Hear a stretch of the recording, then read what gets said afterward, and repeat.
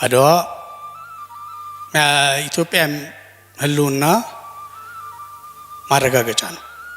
ሄነሪ ስተርን ነው አጼ ቴዎድሮስ ካሰራቸው 10 ምናምን ሰዎች አንዱ ሄነሪ ስተርን የመጣው ዴሊብሬትሊ ፈላሻዎችን ወይም ቤተ እስራኤሎችን ሃይማኖታቸውን አስተቶ ለማጥመቅ በፕሮቴስታንት ለማድረግ ነው። ጣሊያን በራሱ ደግሞ ሙሉ አቅሙን በጋዜጣም በጆርናልም የኢትዮጵያ ጉድፍ ላይ በነገራችን ላይ የመጀመሪያው በግዕዝ የተቀረጸ የኢትዮጵያ መጽሐፍ የታተመው በ1513 ነው። እሱም አዲስ ኪዳን አይደለም ወይንም ብሉይ ኪዳን አይደለም። እንደ ሌሎች ሀገሮች መዝሙረ ዳዊት ሲሆኖች ተጋብዘው ገቡ። ላምቤም መጥፎስ ተሰራ።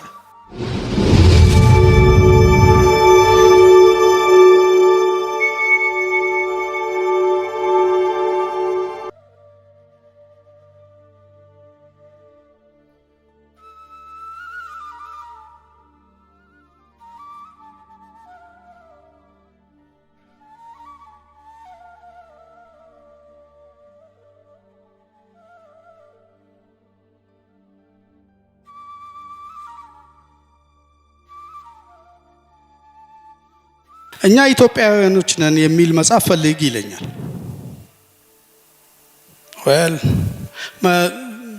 ማን የጻፈው? እኔ መሰለኝ በዚህ በ20ኛው መቶ ክፍለ ዘመን ነው።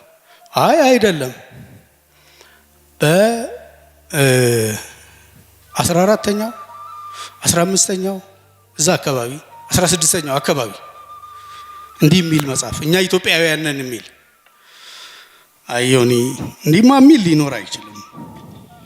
ምክንያቱም አውሮፓ ላይ እንኳን የጽሁፍ ቋንቋ ላቲን ነው፣ እንግሊዝኛም አይደለም። እኛም ሀገር እኮ ግዕዝ ነው። ይሄ አሁን የምትነግረኝ እኛ ኢትዮጵያውያንን ሙልጭ ያለ አማርኛ ነው። አማርኛ ቢነገርም በጽሁፍ ግን እንዲህ የጠራ ነገር ሊገኝ አይችልም አልኩት። አንድ ተማሪ ነው ፈልግ ያለኝ፣ እንግዲህ ከቻልክ ፈልገዋል አለኝ። ጊዜ ስጠኝ አልኩት። እኔ እነኚህን የኢትዮጵያን ሶርሶች ጨርሻለሁ ብዬ አስቤ ነበረ። ይሄ ደግሞ በጣም በዚህ ደረጃ እንዴት ሊሆን ይችላል? ይሄ እዚህም እዛም ላይብረሪ ዞሮ መጨረሻ ላይ የደረስኩበት ኢትዮጵያዊነት ኢሹ ሊሆን የሚችለው ነን ኢትዮጵያዊ የኢትዮጵያ ኮሚኒቲ ግን ሊኖር የሚችልበት ቦታ ላይ ነው። ይሄ ኢየሩሳሌም ነው። በ15ኛው መቶ ክፍለ ዘመን ኢየሩሳሌም ደግሞ ብዙም ጸሐፊ ኖሮ የምናውቀው የለም። ሁለተኛው ግን ዋናው ሳንቶ ስጢፋኖስ የኢትዮጵያኖች ይዞታ ነበረ ሮም ውስጥ። የካቶሊክና የኦርቶዶክስ ጭቅጭቅ ሳይበዛ እንዲህ ሳይተዋወቁ በስመ ክርስትና ኢትዮጵያውያን ከ11ኛው መቶ ክፍለ ዘመን ከ12ኛው መቶ ክፍለ ዘመን ጀምሮ ይሄዱ ነበር ሮም እና እዛ የኮሚኒቲ መንደር ተሰጥቷቸው በራሳቸው ቅዳሴ በራሳቸው እንትን የሚያደርጉበት ቪሌጅ ነበር። ሳንቶ ስጢፋኖስ ይባላል። ይሄ እስከ ኢያሱ ቀዳማዊ ድረስ በህጋዊነት የቆየ በካቶሊክ ቤተክርስቲያን በቢሾፑ የተሰጠ የተፈረመ ህጋዊ ካርታ ያለው ነገር ነው። በርካታ ኢትዮጵያኖች ሄደዋል በአጼ ዳዊት ጊዜም። እንደውም ብዙ ጽሁፎች ተጽፈዋል ከዚህ ዛ የሚሄዱበት የሄዱት ኢትዮጵያውያን እና እንግዲህ አንዱ የዘር መድሎ ደርሶበት እንደዚህ ብሎ ሊሆን ይችላል ብዬ እዛ አካባቢ መፈለግ ጀመርኩ። እውነት ነው ሳንቶ ስጢፋኖስ የገባ ሰው ሳይሆን የኢትዮጵያን ዲፕሎማሲ ከአጼ ልብነ ድንግል ጉዳይ እንዲያስፈጽም የተላከ ጸጋ ዘአብ የሚባሉ ሰው የቡግና ሰው ናቸው ይባላል። ራስም ናቸው የሚሉ አሉ። ግን የፖርቹጊዝ ቋንቋ የሚችሉ የሮማይስጥ ቋንቋ የሚችሉ እሳቸው ናቸው እንግዲህ ከእሳቸው ጋር የተገናኘ ነገር ሆኖ ነው ያገኘሁት መጨረሻ ላይ። ከእሳቸው በፊት የተላከ አንድ ማቴዎስ የሚባል አርመናዊ እዛ ይሄድና ሮም አንድ ዲጎይዝ የሚባል ምሁር ከነ ኢግናሲየስ ሎያላ ነኚህ የሪፎርሚስት ካውንተር ሪፎርሚዝም ምናምን ጊዜ ነው የሚቀርብ ትልቅ ምሁር ያገኝና ስለ ኢትዮጵያውያን ንገረኝ ይለዋል። ኢትዮጵያውያን አላለም። ያው የኢትዮጵያውያን ጃርገንም ራሱ እንግዲህ እንዴት እንደመጣ አንዱ ከዛ ነው ውልደቱ። እና ይነግረውና መጽሐፍ አድርጎ አባሲያዎች ብሎ ይጽፋል። ጸጋዛብ እንደሄዱ ይህን መጽሐፍ ያገኙትና ይናደዳሉ። እሳቸውንም ጥያቄያቸውም ግራ ነው። ጸጋዛብም የምዕራቡ የካቶሊክ የዚህ ክርስትና ዓለም አካል አድርጉን፣ ግን መጀመሪያ የአሪዮስ አስተሳሰብ ውጤቱ የተወገዘ ርካሽ መሆኑን ዴክሌር አድርጉ የሚል ነው ይዞ ሄደው። በዚህ ምክንያት አላናገሩትም። 7 ዓመት እንደዚህ ቁጭ ብሏል ከፍቶት እና ዲጎይዝን አሁን ያገኘዋል። የኢትዮጵያ ሰው ሲያገኝ ደግሞ ከዚህ በፊት መጽሐፍ ስለጻፈ ቁጭ አድርጎ ያናግረዋል። ምንድን ነው ይኸው ቅዳሴ እንኳን ከለከሉኝ፣ ቁርባን ከለከሉኝ። ያኔ የካቶሊክና የኦርቶዶክስ አሁን እንደሆነው አይደለም፣ በስመ ክርስትና ነው። ለምን ይኸው እንደዚህ ሄሬቲክ ናቸው ብለውን ይሄንን ነው ያመጣሁት ከንጉሴ። ይሄንን አንድ መጽሐፍ ጽፎ ያለው አይተሃል?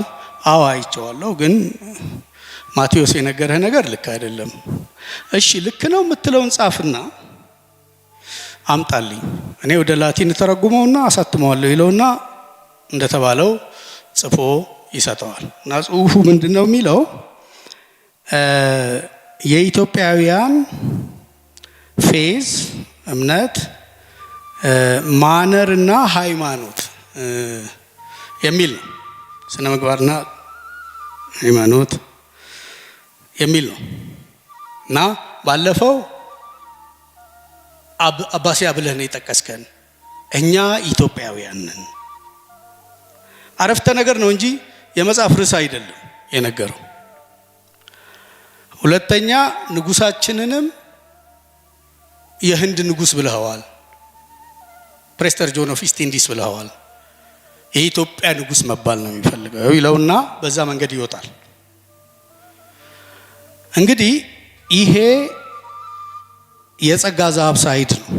በሌላ ሳይድ ሮም የገቡ በጣም ትልቅ ሊቅ አዲስ ኪዳንን ወደ ግዕዝ የተረጎሙ በጣም በርካታ መጽሐፍ የጻፉ ተስፋ ጽዮን የሚባሉም ሰው አሉ።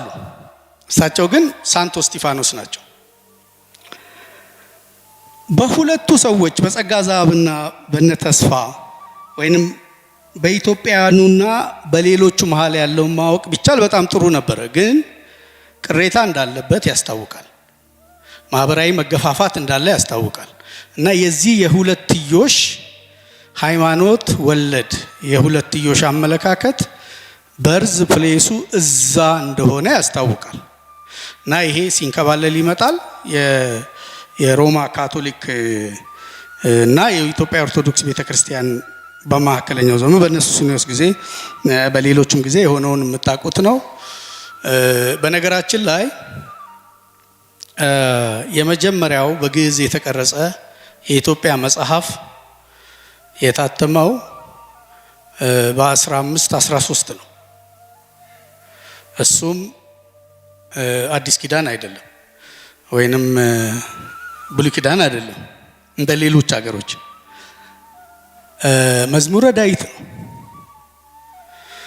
ሪሴንትሊ ቼክስ አደርገው ወደ 50,000 በጨረታ የሚሸጥ ነው። ለማግኘትም በጣም የሚቻልም አይደለም የመጀመሪያ ህትመት ስለሆነ። ግን አባ ተስፋ ጽዮን አግዘውት አንድ ሌላም ሰው የመጀመሪያውን የግዕዝ ግራመር በ1552 ታትሞ ነበር እና አባ ተስፋ ጽዮን ካቶሊክ ናቸው ለማለት በጣም አስቸጋሪ ነው። ምንም ያደረጉት ሪቹዋል ሮምም ምንም የጠየቀቻቸው ነገር የለም። ቅዳሴውን በራሳቸው ስርዓት ነው የሚቀድሱት ሁሉንም ነገር። አባ ተስፋ ግን በጣም ትልቅ የሮም ባለስልጣን ሆነው ጳውሎስ ሳልሳይ ሲሞቱ መምረጥ ተኪ ጳጳስ መምረጥ አቅቷቸው 3 ወር እንዲህ ሲቆይ ዛሬ ሳንመርጥ ከዚህ ንቅንቅ አንልም ብለው ያስደነገጧቸው አባ ተስፋ ጽዮን ናቸው። ዛውድ ላይ ሁሉ የነበሩ ሰው ናቸው። ከኢግናሲየስ ሎያላም ጋር ከሌሎቹም ጋር ሰፊ ግንኙነት ያላቸው ናቸው። እነኚህ አሁን ያልኳችሁን መጽሐፍቶች በራሳቸው ወጪ አስቀርጸው ያሳተሙ ናቸው፣ ግራመሩን ጨምሮ። ግን ካቶሊክ መሆናቸው ኖበዲ ኖስ። ይሄ ግጭቱ አልመጣም፣ ግን ግጭቱ ወዲያው ፈነዳ። ገላውዲዮስ ከመጡ በኋላ የሆነውን የምታውቁት ነው ታሪክ ውስጥ። ከዛ በኋላ እንግዲህ ይሄ መገፋፋት በሁለቱ የእምነት እንትኖች መካከል፣ በሌላ አነጋገር ሁለትዮሽ የእውቀት ስሪት በካቶሊክና በኦርቶዶክስ መሃል በ16ኛው መቶ ክፍለ ዘመን ወይ በ15ኛው መቶ ክፍለ ዘመን ጀመረ ብንል የተሳሳተ አይደለም። ፕሮቴስታንትና ኦርቶዶክስ መሃል የመጣ ነገር አይደለም ለማለት ነው። እና የመጀመሪያውም መዝገበ ቃል የኢትዮጵያ መዝገበ ቃል በአፄ ፋሲለደስ ዘመነ መንግስት ነው የታተመው። የግዕዝ ላቲን መዝገበ ቃል እሱን ዌመር ናቸው ያሳተሙት። ግን አስፋ ማርያም የሚባሉ እና ሌሎች 4 ኢትዮጵያውያን ነን ያሉ ሰዎች ናቸው። እዛው ላይ ያለ መጽሐፉ ላይ መግቢያው ላይ በደንብ ለዌመርም ቅኔ ስለተቀኙላቸው 4 ኢትዮጵያውያን አስፋ ማርያም እንትስ የምንባል እንዲህ መወድስ ጽፈንላቸው ይሄንን መዝገበ ቃል ስለጻፉ ብለው ጽፈውላቸዋል። ኢትዮጵያ ሰፊ የመዝገበ ቃልና የዚህ እንትን ሰፊ እንትን ያለው ሀገር ነው። እና በዚህ መሃል የካቶሊኩ እንትን ይፈነዳና ያን ተከትሎ ደግሞ ኦርቶዶክስ ውስጥ ራሱ ክፍፍል ይነሳል። እንግዲህ ይሄ 2 ልደት 3 ልደት ምንትስ የሚባለው በዚህ መሃል አንዱ አንደኛውን ክፍል የመጠራጠር እንትን የበለጠ ስር እየሰደደ ነው የሚሄደው። ለዚህ አንድ ምሳሌ ብቻ ላንሳላችሁና ይሄንን ወደ 19ኛው መቶ ክፍለ ዘመን ልግባ። አባ ሩሚ የጀምስ ብሩስ ረዳድ ናቸው። አባ አብርሃም ይሏቸዋል አንዳንዴ። እና አባ ሩሚ በጣም ሊቅ ናቸው።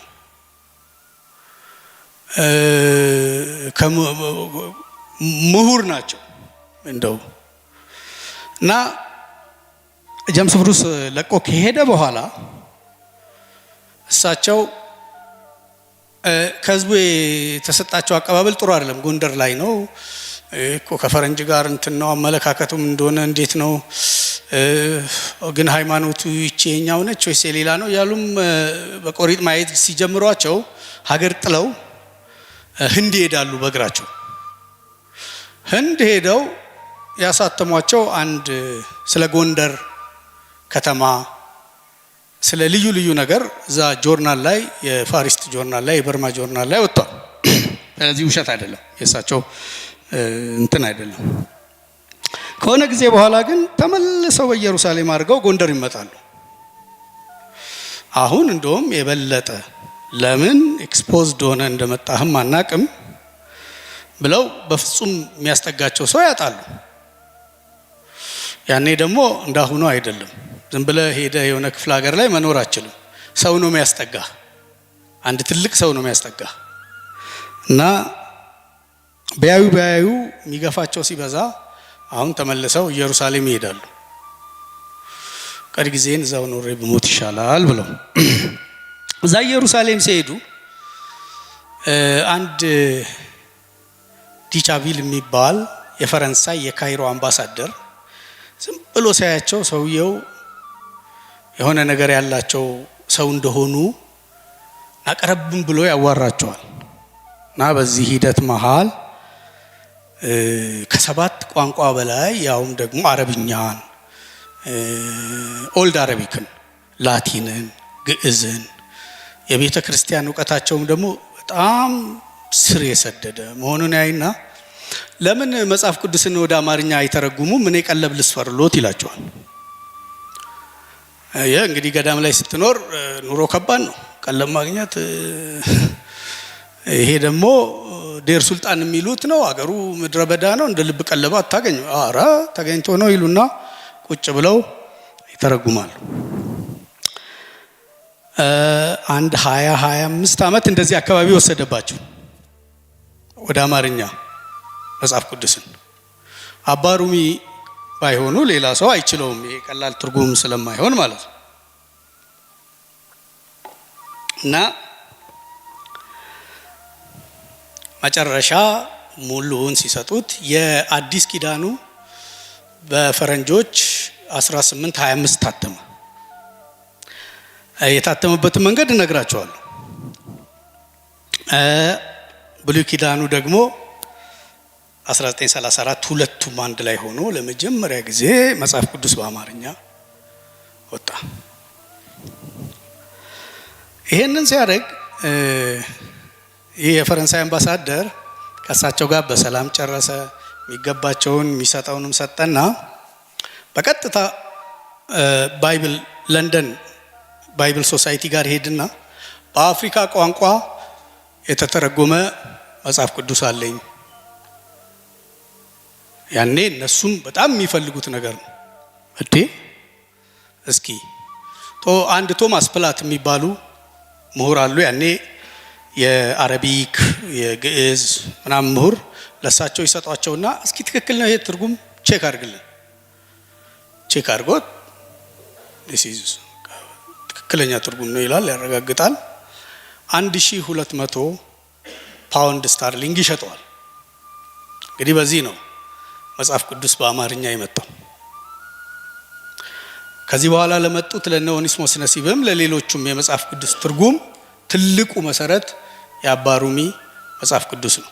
አባ ሩሚ ግን እዚህ እኛ በምንፈራው ያመለካከት እንትን ተገፍተው ኢትዮጵያም ሳይመጡ ነው። እንግዲህ ስለ አባ ሩሚ ኢትዮጵያ ኤንድ ዘ ባይብል ኤድዋርድ ሉሌንዶርፍን በከፊል ብታነቡ ግን አርቲክሎች በየቦታው ስላሉ እነሱን ማንበብ ትችላላችሁ። ይሄ 19ኛው መቶ ክፍለ ዘመን ውስጥ ያስገባናል። 19ኛው መቶ ክፍለ ዘመን ላይ አትሊስት 3 ኢቨንቶች አፒር ያደርጋሉ። ይሄ የሁለትዮሽ እውቀት ስሪትና አዋቂን እንትን ተጽዕኖ የሚፈጥሩ 2 ወይንም 3። አንደኛው በሩ ለካቶሊክና ለፕሮቴስታንት ሚስዮኖች ተከፈተ። በተለይ በአፄ ቴዎድሮስ ከዛም በፊት በደንብ እንደ ልብ አይደለም፣ እንዲህ ነው። በተለይ አፄ ቴዎድሮስ ኦኬ መስበክ ከፈለጋችሁ ችግር የለብኝም ስበኩ፣ ግን የሰበካቸዋቸው ሰዎች እንግሊዛዊ ነን ብለው እንዳይመጡብኝ በኋላ ብለው የመለሱላቸው መልስ ብዙ ቦታ ላይ ሲጠቀስ ልታዩ ትችላላችሁ።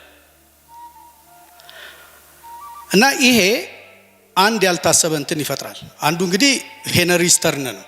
አፄ ቴዎድሮስ ካሰራቸው 10 ምናምን ሰዎች አንዱ ሄነሪ ስተርን የመጣው ዴሊብሬትሊ ፈላሻዎችን ወይም ቤተ እስራኤሎችን ሃይማኖታቸውን አስትቶ ለማጥመቅ በፕሮቴስታንት ለማድረግ ነው። መጽሐፍ ጽፎ እሱም ራሱ አይሁድ ነው ስተርን ራሱ። ይህንን ያደርግና መጽሐፍ ጽፎ 1863 አካባቢ አውሮፓ ይበተናል። ይሄንን ጽሑፍ ያዩ የአውሮፓ ቤተ እስራኤሎች ወይንም አይሁዶች ይደነግጣሉ።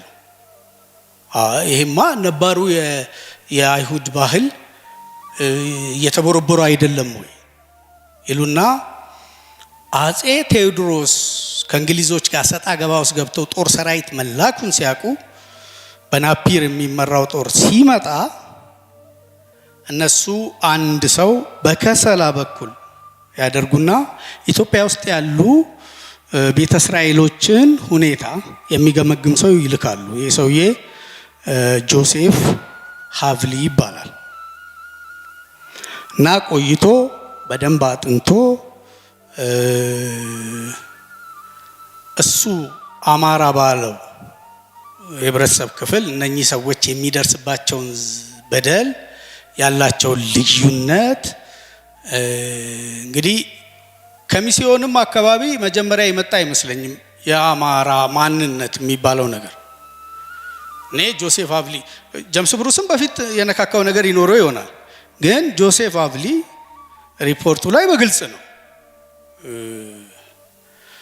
እነኚህ የአይሁድ እምነት ተከታይ ናቸው። ብዙ የጽዳት እንትን የወር አበባ እንኳን ከመጣ ተገለ ሳምንት የሆነበት ተቀምጠህ ምናምን ነው። እሱን ሁሉ በደንብ ዘርዝሮ ሌሎቹ ግን ያን እንዴት እንደማይከተሉና ሃይጂኒካሊ እንዴት የጎደፉ እንደሆኑ በዝርዝር ጽፎ ተመልሶ ፈረንሳይ ይሄዳል። ሀቭሊን የላከው የፈረንሳይ ያሉ የአይሁድ ማህበር ነው። የሀቭሊ ሪፖርት እዛ እንደቀረበ ሀቭሊ ሌላ ሰው ከተማሪዎቹ መካከል ይመለምልና ፐርማነንትሊ ወደ ኢትዮጵያ ይልካል። እኚህ ሰውዬ ዣክ ፊያትሎቪች ይባላሉ። አሁን ቴል አቪቭ ዩኒቨርሲቲ እኚህ ሰውዬ ብዙ ሰነድ በዚህ ጊዜ መጥተው የሰሩት ብዙ ሰነድ ቴል አቪቭ ዩኒቨርሲቲ አለ። ፈለገ ሰው አክሰስ ማድረግ ይችላል ሪሞትሊ። ሐኪም ናቸው። ስለዚህ ደንቢያ ላይ ክሊኒክ ከፍተው በቅርበት በጣም በቅርበት እነኚህን ቤተ እስራኤሎችን መከታተል ያለባቸውን እንትን እና በሚያሳዝንም መንገድ ቋንቋቸውን ሁሉ አስጥለው ሃይማኖታቸውንም አስጥለው ፍጹም ቤተ እስራኤላዊ እንዲሆን እስራኤላዊ እንዲሆን የሆነው ከዚህ ከፊያትሎቪች በኋላ ነው። እና ፊያትሎቪች በኋላ እናየዋለን። አጼ ሚኒሊክ ጋር የቅርብ ባለመዋል ነው።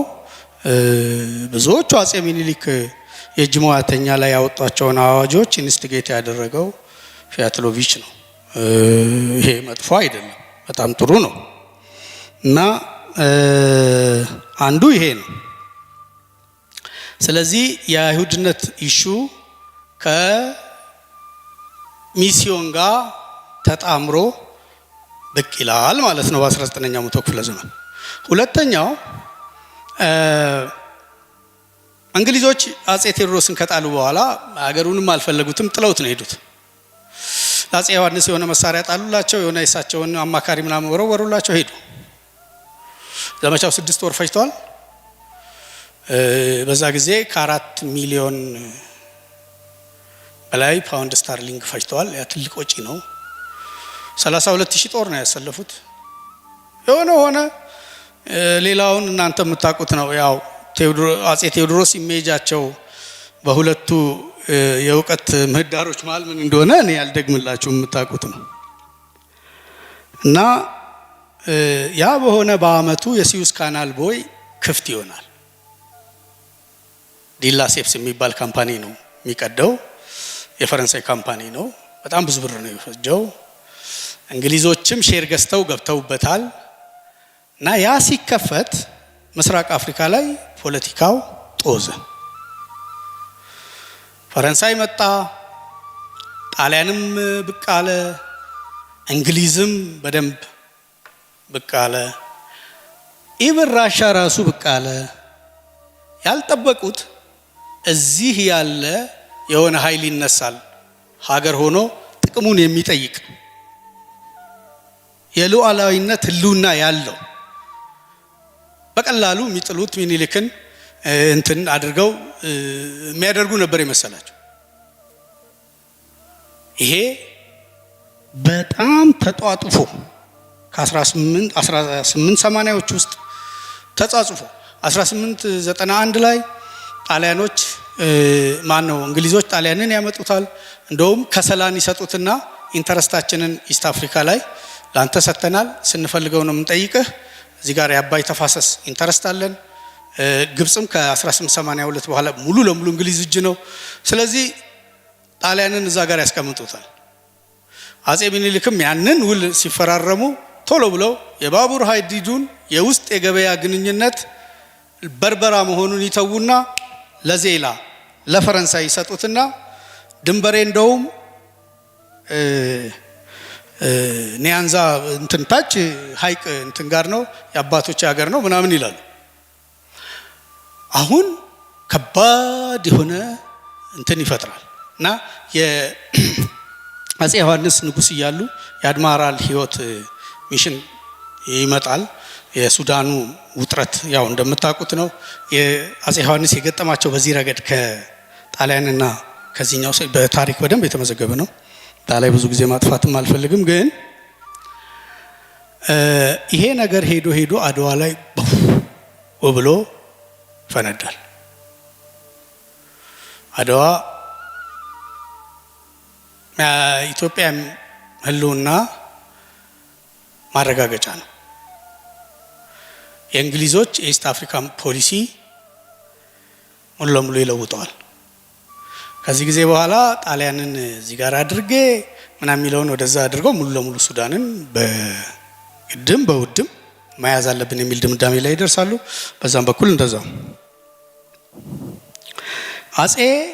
አሁን ብዙ የማታውቁት አፄ ሚኒሊክ ፈረንሳይ፣ ራሻ ከአድዋ ማግስት የፓወር ስታተስ ኮ ለመፍጠር የሄዱበትን ነው። አድዋ 96 በዩሮፖች ተደርጎ በአመትም ሳይሞላ ያው ዘማች ምዕራብ ኢትዮጵያ ላይ ርብርቡ ውስጥ ገባ። ይሄ ፋሾዳ ክራይሲስ የሚሉት ማለት ነው።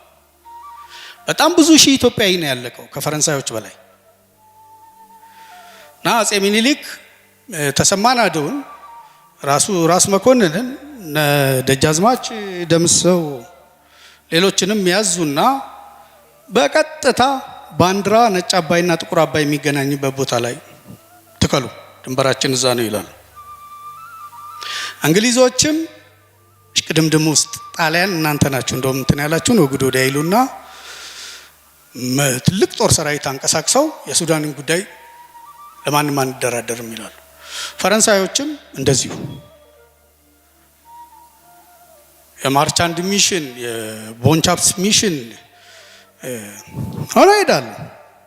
ሶስቱም ኃይሎች እንግዲህ እዚህ የነጭ አባይ መገናኛ ቦታ ላይ ራሻዎች ከኛ ጋር አሉ። በካርታ እንትን የሚሉልን እንደውም ባንዲራውንም የሰቀለው አንድ ራሻይ ነው ከኢትዮጵያውያን ጋር ሆኖ፣ ግን ሪፖርቱንም አቅርቦ በራሻኛ ስለሆነ ነው እንጂ ፊልም የሚወጣው ነው ወደዛ የተደረገው። መንገድ ላይ ሰዎች እየሄዱ ሲሞቱ፣ ወባው፣ ከብቶቹ ሲያልቁ፣ በዚህ በጸጸፍ ላይ ወታደራዊ አቅም ብቻ አለመሆኑን ሚኒሊክ ወታደራዊ አቅም ማሸነፍ አንድ ሆኖ መድኃኒት ከዛ ቀጥሎ የሚመጣው የፕሮፓጋንዳና የሌላው ነገርን ሚኒሊክ ልብ ያላሉት ነገር እና ባንዲራ አስተከሉ። እዚህ ነጋሪት ተጎሰመና ለኤምባሲዎቹ ድንበሬ ያው ከልያለው ከዛ ንቅንቅ እንዳትሉ ይላሉ። ይሄ ሲሆን በህይወት ትሪት ጊዜ የመጣ ምስራቅ አፍሪካ ላይ ዝም ብሎ ወጣ ገባ የሚል አንዳንዴ እንደ ነጋዴ አንዳንዴ ደግሞ እንደ ቆንስላ የሚያደርገው ኦገስት ዊልድ የሚባል ኃይለኛ ሰውዬ በል ቆንስላ ሆኖ ምጽዋ ነበረ። በአስቸኳይ ትግራይ ግባ ይሉታል። ምን ሆኖ የማንቸስተር ጋርዲያን ጋዜጠኛ ሆኖ ከ3 ወር በኋላ ነው የገባው ትግራይ እነ መንገሻ ጋር። ይሄ ሰውዬ ነው እንግዲህ አብዛኞቹን ያደዋ ላይ የተዋጉትን ሰዎች ኢንተርቪው ያደረገ ዶክመንት አድርጎ ማንቸስተር ጋርዲያን ላይ ተከታታይ 18 ክፍል ጽሁፍ ያወጣው እና ዋናው የሚያጠናው ግን የሚቀጥለው የፖለቲካ ስታተስ ኮ እንዴት ይሁን፣ ሚኒሊክን ማስወገድ ይቻላል እና እንግሊዝን በፊት ጀመርነው መቀጠል እንችላለን ወይ ነው። እንግዲህ ይሄ ሰውዬ በኋላ ሞደርን አቢሲኒያ የሚል መጽሐፍ ጽፏል። የ20ኛው መቶ ክፍለ ዘመን የእውቀት መረማመጃ መጽሐፍ ይሄ ነው። ያለፈው 100 ዓመት ያለፍነው አብዛኛው አይዲያ ከዚህ መጽሐፍ የመነጨ ነው እና አንዳርጋቸው ጽጌ አቶ አንዳርጋቸው ጽጌ ትውልድ አይደናገር ምንትስ ሲሉ ብለው መጽሐፍ ሲጽፉ ሙስሊሙ የህብረተሰብ ክፍል አድዋ ላይ ዘምቶ ቀብር ተከልክለዋል ብለው የስሚ መሰረቱ ማን ጋር ነው የምታገኙት? ኦገስት ዊልድ ነው። እኔም ሪቪው ጽፌ ከሳቸው ጋር የተጣላ ነው አፈር ብላ የተባልኩት ከዚህ ጋር የተገናኘ ነገር ነው። ለምን ወደ ዋናው ሶርስ ሄደህ አትመረምርም? እዛ ጋር አፒር ያደረገው ብዬ መልስ ሰጥቼዋለሁ። ሪቪው ላይ አለ፣ ያው እዛ የምታገኙት ነው። ኢሚዲየትሊ የአሶሳው ዘመቻ እንዳለቀ ትግራይ ያደመ ረብሻ ተነሳ። መንገሻ ከመንግስት ወጡ። እንደገና ሌላ ዘመቻ ትግራይ። አሁን የፈረደባቸው ራስ መኮንን ሂድ ተባሉ። እሳቸውም ሄዱ፣ እስከ ወሎ ጫፍ እንትን ድረስ ሄዱ። ምኒልክም በዚህ መሃል ግን ይሄ ኮሎኔል አትማኖቭ ነው አብሮ ከኛ ጋር የዘመተው። አዲስ አበባ ሲገባ አዲስ አበባ በወሬ ተፈቷል። የምኒልክ መንግስት ወድቋል። መንገሻ 200 ሺህ ጦር አለ፣ ይገለዋል። እዚህ ያላችሁ የውጭ ሀገር ሰዎች እኛ ዋስትና እንወስድም፣ በጊዜ ባቡሩ ምኑም ሳይቆም እንትን ታች ወርዳችሁ አዋሽም አቃቂም እንትንም ደርሳችሁ ድሬዳዋም የትም ብቻ ወደ ወደብ ውጡ ተብሎ ይተራመሳል። የምኒልክ መንግስት ሊፈርስ ነው። ማን እንደሚያስወራው እንዴት እንደሚወጣ አይታወቅም። በፍጹም ለምኒልክ እንግዳ ነው። ወሬው ከአቅም በላይ ሲሆን ማንም ፈረንጅ ከዚህ ከተማ እንዳይወጣ ፕሮፓጋንዳ ምን እንደሆነ ገና የሰላ ብሔርተኝነት የሌለን ሰዎች ነን። ጦርነቱን አሸነፍን።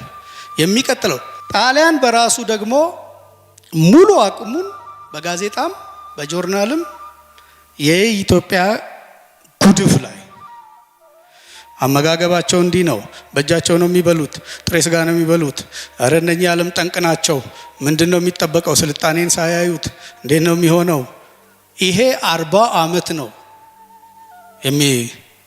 የሚቀጥለው ጦርነት እስኪመጣ እና ምኒልክ በዚህ ሁሉ ውጥረት ውስጥ ኢትዮጵያን የእንግሊዝ ተጓዦች ከሰሜን፣ ደቡብ፣ ምዕራብ በሙሉ ወረሯት። ምንድነው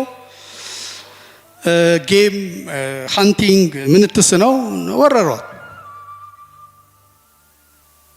መዝመን አይችሉም ትባሉ። እንግዲህ አፄ ምኒልክ ያላቸው ብቸኛ አማራጭ መከሩ። ያው ውጭ ሀገር የተማሩ ኢትዮጵያውያን ሰብስበው ከሚስዮናውያን ጋር ሆነን እኛም ገብተንበት ወደ ዝማኔው ዓለም ብንሄድ ይሻላል ተብሎ ተመከረ። በዚህ ምክንያት በ19ኛው መቶ ክፍለ ዘመን ጀምሮ መግባት አቅቷቸው ጫፍ ላይ የነበሩ ሚስዮኖች ተጋብዘው ገቡ እና የመጀመሪያው ስዊዲሽ ኢቫንጀሊካል ሚሽን ነው የገባው። ኦኒስሞስ ነሲብ ተከተሉ፣ የዛው ሚሽን አባል ናቸው። የመጀመሪያው ሚሽን መርቶ የመጣው ዶክተር ካርል ሲንደርቪስት ነው። በአመቱ የእንግሊዝ ትምህርት ቤት የሚባለውን ትምህርት ቤት ከፈተ። የመጀመሪያው የኢትዮጵያ ትምህርት ቤት በካርል ሲንደርቪስት ነው የተከፈተው። ምንድነው ካሪክለሙ? እነኚህ ልጆች ምንድነው የሚማሩት? ምንትስ ግብጥር ስም የለም። ከዛ እየቀጠለ ጣሊያን ኢትዮጵያን ሲይዝ ወደ 15 የሚጠጉ ሚስዮኖች ተፈቅዶላቸው ኢትዮጵያ ውስጥ ኦፕሬት ያደርጉ ነበር። ዶክተር ላምቤ በህዳር በሽታ ሲደርስ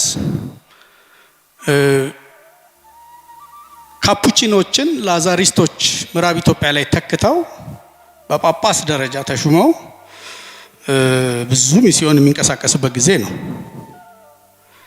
እሳቸውም ከነጆ ጀምረው በመጡበት መንገድ ላይ ሚስዮንን እያቋቋሙ አዲስ አበባ ደረሱ።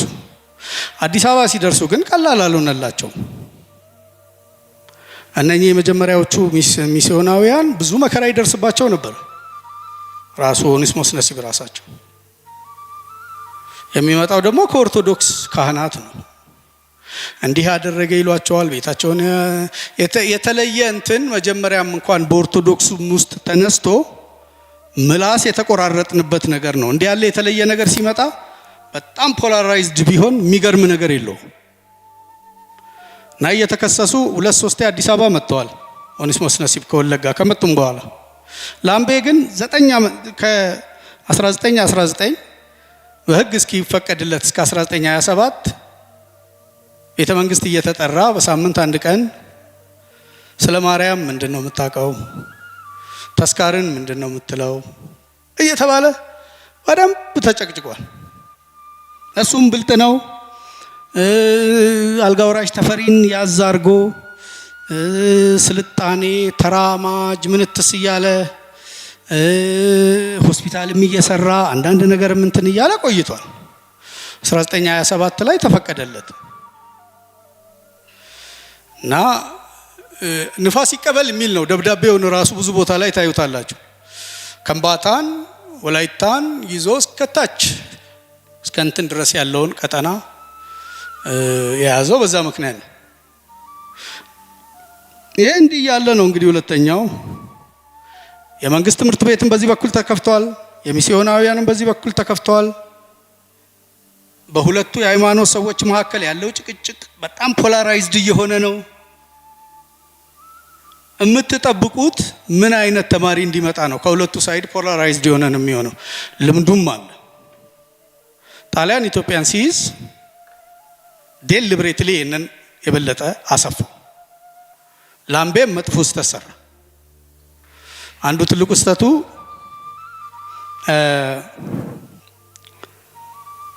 ባድጎሊዮ ገና ወደ አዲስ አበባ ሲያቀና ከጣሊያኖች ጋር ገባ። ልብ አድርጉ፣ ላምቤ ኢትዮጵያዊ ነው። ዜግነቱን ቀይሮ ኢትዮጵያዊ ሆኗል። ፓስፖርቱን መልሷል የአሜሪካዊነቱ። ከዛ በኋላ ዶክተር ዊዛውት ካንትሪን የጻፈው ከዚህ ጋር በተገናኘበት ኮምፕሊኬሽን ነው። አሜሪካ መሄድ አይችልም፣ ኢትዮጵያዊ ነው። ቀይ መስቀል ፕሬዚደንት ተደርጓል። ብዙ የሀገር ሚስጥር እንትን ሰጥተውታል። ግን ገና መንገድ ላይ ያሉ እሱ ብቻ ሳይሆን ግሪኮቹም አርመኖቹም ሌላው ኦርቶዶክስ ሌላው የሀገር በቀል እንትን እዴ ጠላት ነው እንደ በጉያ ያዝ ነው ያለው በዛ ምክንያት። ይሄ መጥፎ ስህተት ነው። ሀገር በቀል የሆኑትን ሰዎች ለስከ መጨረሻው ዛና እዚህ ሆነው እንዲተያዩ ያደረገ መጥፎ ስህተት ነው። ላምቤ ከጣሊያኖችም ጋር አልቀጠለም፣ ያው አባረሩት። እዚህ ጋር አሁን ተመልሼ ቅድም የጀመርኩላችሁን የሚስዮናውያንና የአይሁድ ግንኙነት ጋር ደግሞ ልመለስ። በዚሁ ጊዜ ለምሳሌ እነ ኢኖ ሊትማን ዶክተራል ዲዘርቴሽናቸውን በትግረኛ ቋንቋ ቨርብ ላይ ዲፌንድ አድርገው 1897 ዶክተራል ዲግሪውን ሰርተዋል። ሚሽን መርቶ ሁለቴ መጥቷል። የፕሪንስተን ሚሽን የምን እየተባለው ለጊዜ ሌሎች ጀርመናውያንም እንዲህ ዶክተራል ዲግሪ የኢትዮጵያ አጋንንት ላይ ወሬል ለምሳሌ የኢትዮጵያ አጋንንት ላይ 1910 በፈረንጆቹ ዲፌንድ አድርጓል። አሁን ተደብቀን የምንኖርበት እንትንም የለም፣ በደንብ ውስጥ እንትን እያለ ነው። 1910 አካባቢ ሌላ ሚሽን ይዘጋጅና ከፈረንሳይ ይመጣሉ። እኚህ ማርሴል ኮሄን የሚባሉት ናቸው። ፕሮፌሰር ናቸው፣ የአማርኛ ሊቅ ናቸው። በብዛት የሚታወቁት በአማርኛ ግራመር ላይ የጻፉት ትልቅ ዳጎስ ያለ መጽሐፍ ነው 1936 እንዲህ የታተመ፣ ግን በጣም በርካታ ጽሑፍ አላቸው። በኋላ በናዚ እንትን እሳቸውም ቤተሰባቸውም የተገደሉ ናቸው። ግን ኢትዮጵያ ላይ ይሄንን እንትን ከዘመናዊ እንትን ጋር የመጣውን ፊያትሎቪችም 1-2-3 ተማሪ ከቤተ እስራኤሎች መርጦ ወስዷል። ታምራት አማኑኤል እንደዛ ነው የተመረጡት፣ ጣሊያን ዩኒቨርሲቲ የገቡት ኦሬዲ ዶክተር ሆነው ተመልሰዋል። አሁን ይሄ በአይሁድነት በሚሽንነት በምን የሚባል እንጂ በደንብ ቅርጽ እየያዘ እየመጣ ነው። ፊያትሎቪች በመጨረሻ ለጃንሆይ ለምሳሌ ለጃንሆይ የንግስናቸው ጊዜ የአሜሪካ አይሁድ 7 አይሁድ ማህበራትን አስተባብሮ የትልቁን ሐውልት የሞ አንበሳን ሐውልት የሰጣቸው ፊያትሎቪች ነው። እና በዚህ መስመር የመጣው እንትን ክሊር ነው፣ እንትንም የሚል አይደለም። እና ከዚሁ ጋር ተገናኝቶ ላምቤ ለምሳሌ ሱዳንን ሲለቅ በእግሩ የስነ ሰብ ሰዎች ተተክተዋል። ቀስ ብለው ሱዳን ላይ ለምሳሌ የሱዳን ኢቫን ፕሪቻርድ ትልቁ የእንግሊዝ አንትሮፖሎጂስት ሱዳን ገብቷል። የዶክተራል ዲዘርቴሽኑን ኑዌር ላይ ነው የሰራው። ሱዳንን አክሮስ ላይን በደንብ አድርጎ ከከፈሉ ሰዎች ውስጥ ከሚስዮናዊው ባልተናነሰ አንትሮፖሎጂ ነው ኢቫን ፕሪቻርድ ነው። ለመጀመሪያ ጊዜ ኤጅ እንትን ይሄ የገዳ ኤጅ እንትንን ከኑዌር ያጠናው ኢቫን ፕሪቻርድ እና እዛም ጋር በዚህም በኩል አንትሮፖሎጂስቶቹ እየተኩ እየመጡ ነው። ሌሎቹንም የኢትዮጵያ እንትን አጥኚዎች እየተኳቸው መጥተዋል። ለምሳሌ ኦግስቶስ ዲልማንን እነ ወልፍ ላስላው ተክተዋቸዋል። ወልፍ ላስላው 1930 አካባቢ ነው ኢትዮጵያን ማጥናት የጀመሩት። ወልፍ ላስላው ከ50 በላይ መጽሐፍ የጻፉ ናቸው። በጉራግኛ ቋንቋ ኢቲሞሎጂ መዝገበ ቃል ባለ 1800 ባለ 2003 ቮሊዩም መጽሐፍ የጻፉ ሰው ናቸው። ግዕዝ መዝገበ ቃል አብዛኛው የወልፍ ላስላው ነው። እና እነሱም ከአንትሮፖሎጂዎቹ ጎን በዚህ መሃል ጣሊያን ሀገሩን ወሮ እንትን ይለዋል።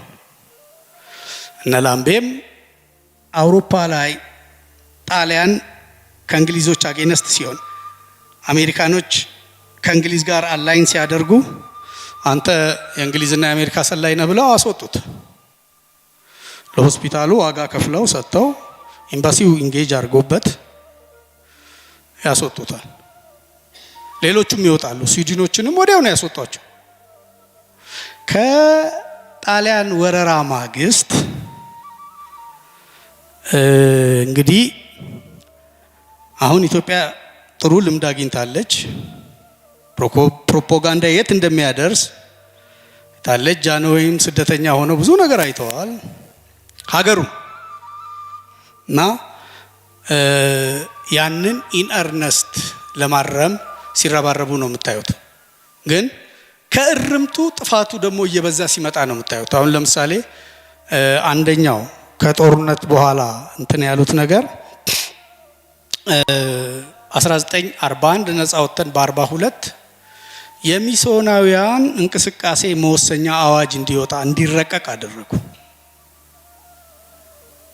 ይሄ በእውነት በኃይለ ሥላሴ ዘመነ መንግስት ከተሰሩ ትልቁ ስህተት ብዬ ነው እኔ የምወስደው። ይሄ ራሴ ነው። ሰዎችም አላጠኑትም፣ ሰዎችም እንዲህ አላሉም። ምንድነው የሆነው? ደቡቡን ሀፍ እንዲንቀሳቀሱ ኮንቨርትም እንዲያደርጉ እንዲያጠምቁ፣ ወደ ሰሜኑ ዲኖሚኔሽናል የሆኑ እንትኖችን ተቋማትን መክፈት ይችላሉ። ሆስፒታል ምናምን መጥመቅ መስበክ አይችሉም።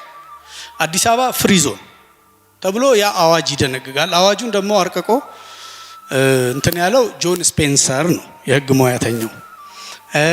ያ አዋጅ እንዲወጣ ግፊት ያደረጉት ደግሞ ደጃዝማች መኮንን ደስታ ናቸው፣ የትምህርት ሚኒስትሩ የመጀመሪያው ከእንትኑ ማግስት። ሁለተኛው ስህተት ብዙ ሰው አይስማማም። የኤርትራ ከኢትዮጵያ በፌዴሬሽንም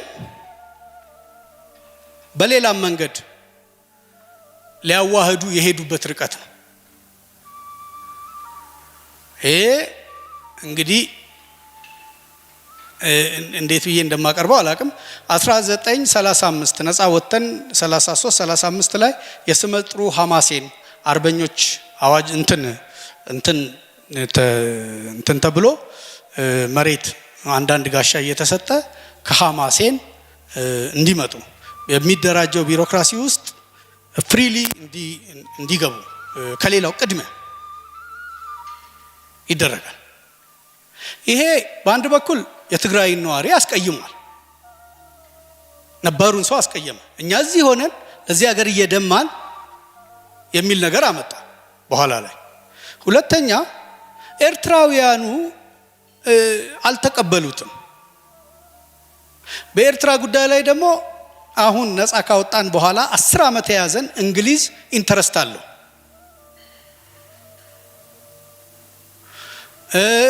የእንግሊዝ ኢንተረስት ደግሞ እንዲቀላል አይደለም።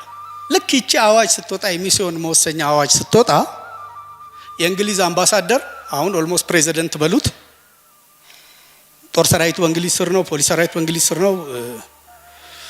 በጀትም 1 ሚሊዮን እንትንም ቢሆን የሚያድቡት እነሱ ናቸው። the Amharanization of southern peoples ብሎ ሰርኩላር ደብዳቤ በተነ። ሚስተር ሆዬ ይባላል። ሚስተር ሆዬ ሚስዮን የነበረ ሰው አምባሳደር ሆኖ መጥቶ እና አሁን ኢንአርነስት ደግሞ ቢሮክራሲው ሲደራጅ አየር ኃይሉ፣ ፖሊስ ሰራዊት፣ ቴሌው እነኛው ሚስዮኖች ተመልሰው እንዲያደራጁት ተደረገ። ላምቤ አልተመለሰም። ላምቤን ግን የሚተካ ዶክተር ቶምሶን እንዲመለስ ተደረገ፣ እንዲመጣ ተደረገ። የሱዳን ኢንተሪየር ሚሽን ዳይሬክተር ነው። በአንድ በኩል የትምህርት ሚኒስቴር ዲፒቲ ሚኒስትር ነው። የኮተቤ መምህራን ሃይ ስኩል ዳይሬክተር ነው። ውጭ ጉዳይ ብዙ ነገሮችን ቡድን የሚመራው እሱ ነው። ለምሳሌ ከሁለተኛው ዓለም ጦርነት በኋላ የተባበሩት መንግስታት ልዩ ልዩ ቻርተሮች እንትኖች ሲፈረሙ እሱ ነው የሚመራው እና you can imagine አንድ በኩል ግን ስለ ዶክተር ቶምሶን የሁለትዮሽ እንትን አሰራር የደጃዝማች ወልደ ሰማዕትን የህይወት ታሪክ ማንበብ ነው። እዛ ላይ በዝርዝር አስቀምጠውታል። ተማሪም ስለነበሩ ሰው ይሆንም በግል ስለሚያውቁት እና እነ ተፈሪ መኮንንም እነ ሉሲያን ማት በኋላ ዩኒቨርሲቲ ፕሬዚደንት የሚሆነው ርዕሰ መምህር ሆኖ ነው የጀመሩት። ስለዚህ ይሄ የሁለትዮሽ እንትን በደንብ ስር እየሰደደ በደንብ ቅራኔ እንትን እየያዘ የመጣበት ምክንያት አንድ ይሄ አዋጅ ነው። ሁለት ኤርትራ እንትን ነው። ሶስተኛ ኢትዮጵያ አሁን አዲስ አበባ ዩኒቨርሲቲ ሲከፈት አዲስ አበባ ዩኒቨርሲቲ ኮሌጅ ተብሎ ሲከፈት ሶስቱ ቡድኖች በአይሁድም በኩል የመጡት በፕሮቴስታንት እንትን በኩልም የመጡት ካቶሊክ በፕሮቴስታንት አዲስ አበባ ዩኒቨርሲቲ ላይ ተገናኙ። በዚህ ደግሞ በአገር መንግስቱም በኩል በኢትዮጵያ ወገን ግራጅድ የሚሆነው እንትን የሚለውም እዛው ተገናኘ አዲስ አበባ ዩኒቨርሲቲ ላይ። እነኚህ ልጆች ራዲካላይዝድ የሆኑት የራዲካሊዝሙ አሁን በአገር በቀል በኦርቶዶክሱ በኩል ያለውን ማታዩበት ምክንያት ምንድነው? ተራማጅ የሚል ካባ ረብሰዋል። አሁን ማርክሲስት ሆነዋል። እንደና አንዳርጋቸው እንደ ኢሃፓ ምናምን ምን ተሶነው ስለሆኑ ነው። አሁን በረከት ሀብተ ስላሴ እንደዚህ ማታዩት። በረከት ሀብተ ስላሴ ግን በስዊዲሽ ኢቫንጀሊካል ሚሽን ሐማሴን የተማረ ሲንግላ አንድሊ ይሄን እንትን ሁሉ ጊዜ የያዘ ነገር ነው። ግን ለው ትምህርት ቤት ነው። ለው ትምህርት ቤት ላይ ይሄ ኢምባላንስ ለምን ስር እንደሰደደ አሁን ማወቅ አያቅታችሁ። ኢስ ክሊር። ራዲካላይዜሽኑም ከዚህ ጋር የተገናኘ ነው። በመጨረሻ ካልደከማችሁ አንድ የዚህ የሁለትዮሽ አስተሳሰብ አሰራር መገለጫ የሆነ ምሳሌ ላንሳና ልጨርስ። ይሄ ስለ ኩየራ ነው። ኩየራ ከሻሸመኔ 12 ኪሎ ሜትር ወዲህ ወደ አዲስ አበባ ያለች ቦታ ናት።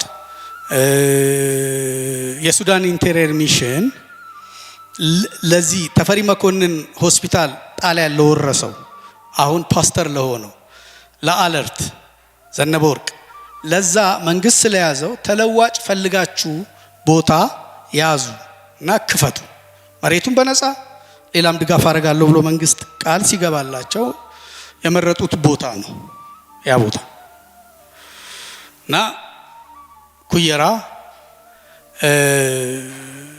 1944 መስከረም ላይ ሆስፒታሉ አልቆ የስጋ ደዌ ሰዎች በተለይ ኤዩ የሚቋቋም ስለነበረ ኢሲኤም እዚሁ ስለነበረ ለማኞችንም ከዚህ ለማጥራት ይሄም ደግሞ ዘነበ ወርቅ የነዳያን መሰባሰቢያ ለማኞች መከማቻ ሆኗል ተብሎ ስለታሰበ ወረራ ይደረግና 100 ሰዎች ይታፈሱና ሚስትም ያለው በዛ ተለያይቷል። በካሚዮን ተጭነው ኩየራ ይወሰዳሉ። ሆስፒታሉ አልቆ ተሰርቶ ምናምን እዛ ሲሄዱ ሱፐርኢንቴንደንት ይባላል አስተዳዳሪው ከሚስቱ ጋር ይቀበላቸዋል። 100 ሰው የመጀመሪያ 1944 ይጀምራል። ገቡ። ኑሮም ጥሩ ነው። ልብሱም አልባሳቱም ሁሉም ጥንቃቄው መድኃኒቱ ምኑም አለ። የስጋ ደዌ ደግሞ እንትን ታማሚዎች ናቸው። ይሄ ጥሩ ነው። የዘመናዊ እንትንም የኢትዮጵያም ኢሜጅ አንድ በዚህ በኩል እንትን ስለተጎዳ ያንንም ለመካስ ነው። ነገር ግን ወደ ኑሮ ሲገቡ አልተግባቡም። ሚስዮኖቹ ኮንቨርት ይፈልጋሉ። እነኚህ ሰዎች 100ዎቹም አንፎርቹኔትሊ ኦርቶዶክስ ክርስቲያን ይሆናሉ። ዳብሰን ለመዋጥ ከመታደሉ በፊት ዝማሬ ይካሄዳል፣ እንትን ይነበባል ምናምን። እነኚህ እኛ ከናንተ ዱሮ ነው እኮ ክርስትናን ያገኘ ነው፣ አሁን ምን ዝም ብላችሁ መድኃኒቱን ስጡናል።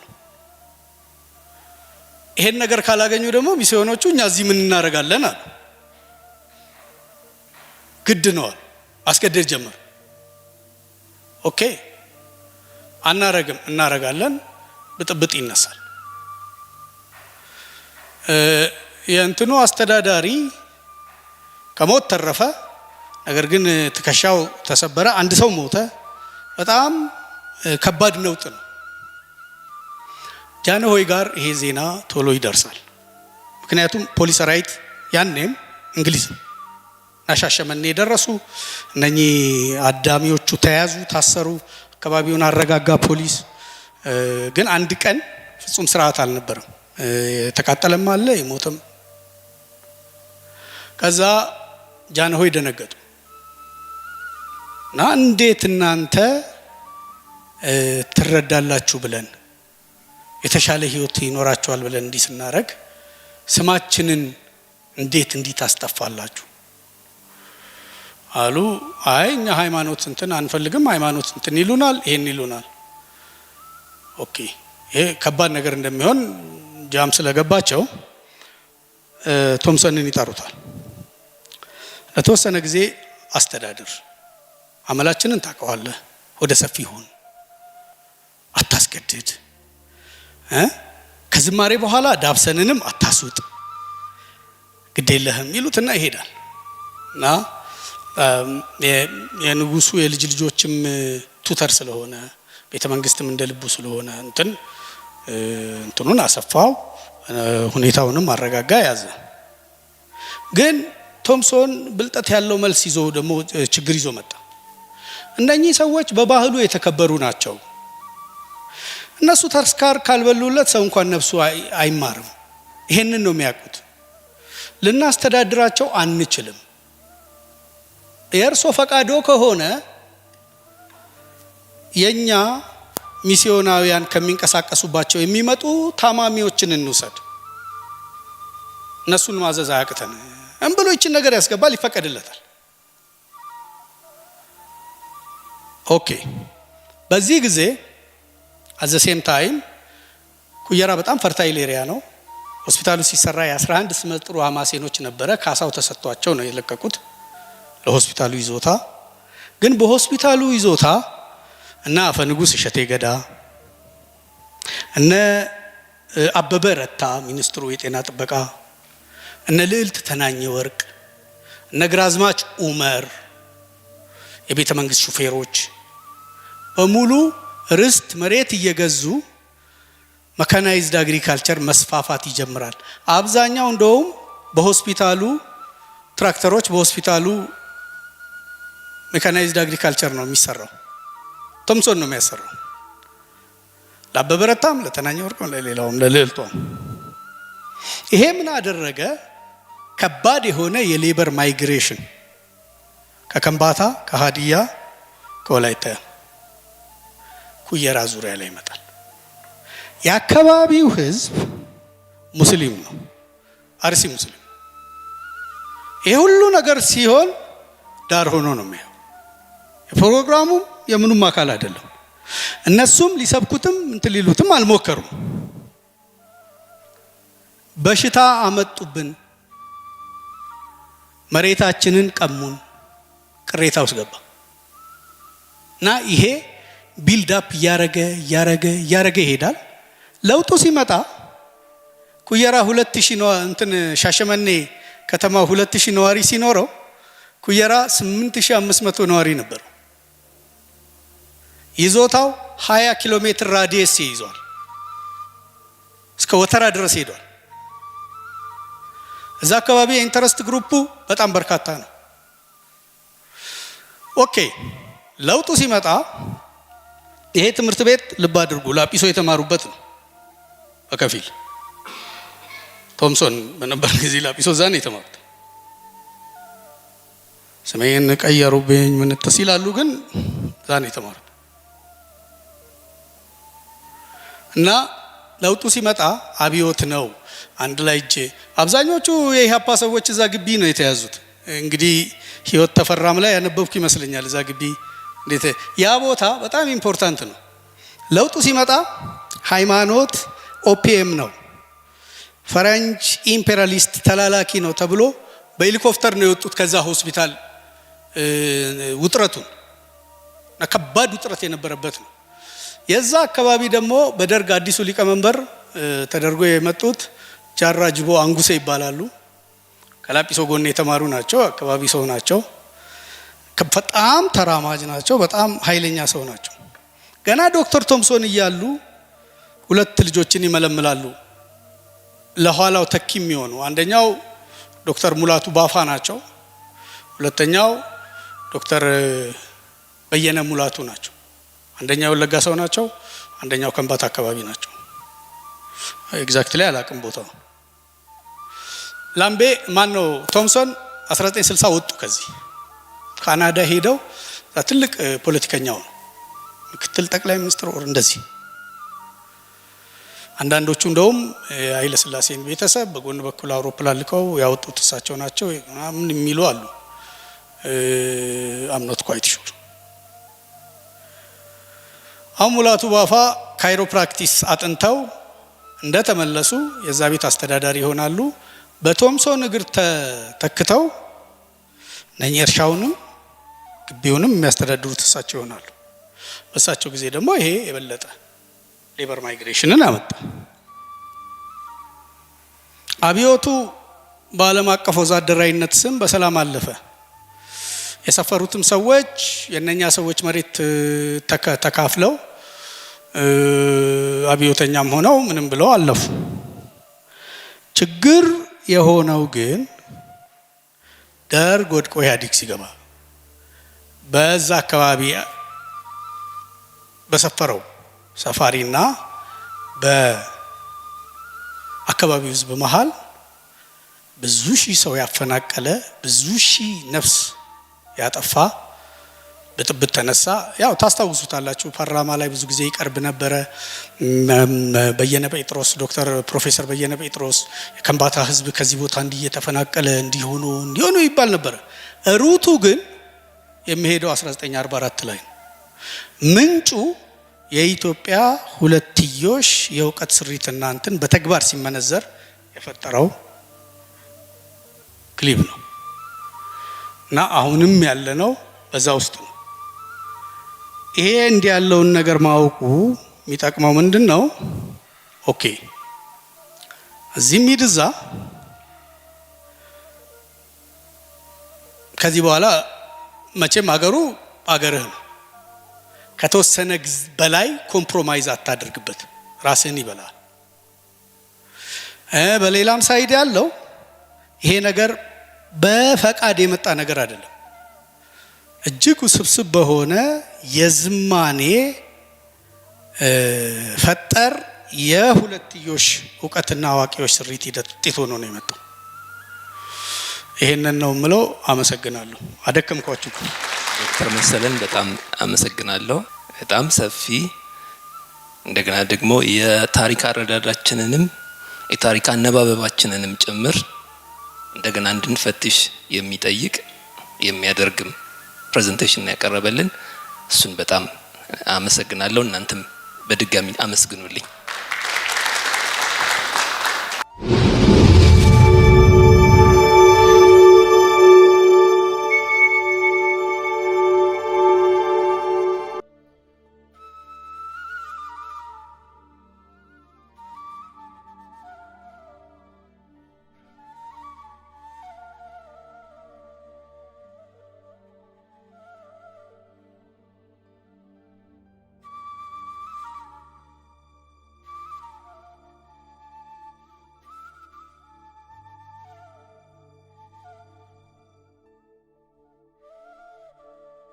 Yeah.